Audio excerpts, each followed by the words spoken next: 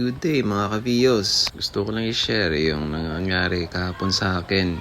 Natanggal na talaga yung gastang. Sa video na to, baka makatulong din sa inyo yung ginawa kong remedy kung paano diskartehan tong gastang. Ito yung unang problema ko. Natanggal yung sa taas na hinge. At eto naman, nung natanggal na talaga yung cover.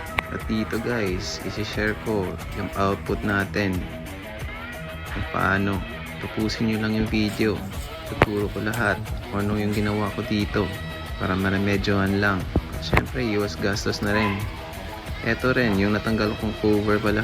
Pansinin nyo, nasa baba. Natanggal na talaga yung hinge. Medyo makalawang na talaga. At dito din banda, grabe yung kalawang. Di yata nakaikot yung rad ng pag-open ng gasoline boy. Dito guys, may nakita akong rad na mga around 2 to 3 mm yata to. Medyo may kaluwagan lang sa original. I-adjust na lang natin once installed na natin dun sa hinge. O dito banda guys, nakita ko parang mahirap. Kailangan natin i-open tong barrel. O dito naman sa baba, hindi na ako magwe-welding, kundi iipit ko na lang yung rod dyan mamaya. Kaya tara, isi-straight ko muna tong rod.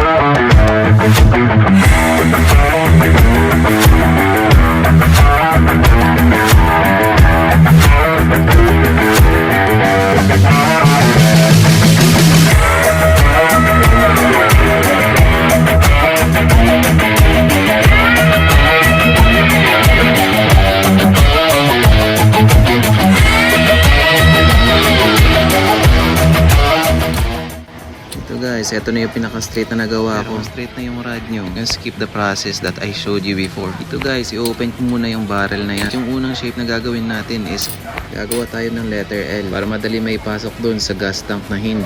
Also guys, be mindful na may limit yung L natin. Makikita nyo may protrusion dyan. Yan lang yun na kailangan natin. Dito sa may bottom part, i-bend ko na lang dyan mamaya. Mapapansin nyo may gap yan sa gitna. Dito, kailangan natin matandaan kung saan tayo mag-bend. Although mamaya may adjustment yan konti. So ano natin guys, tara!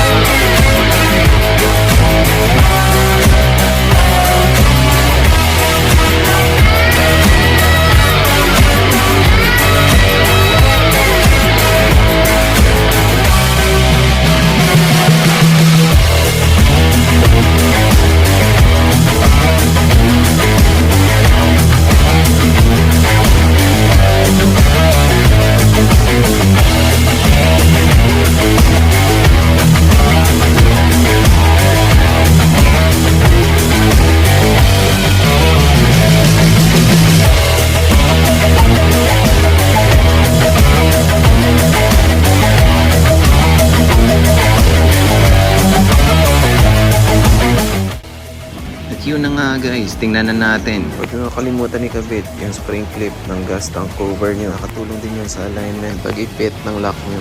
At syempre, moment of truth. Tingnan natin yung nakatipid tayo.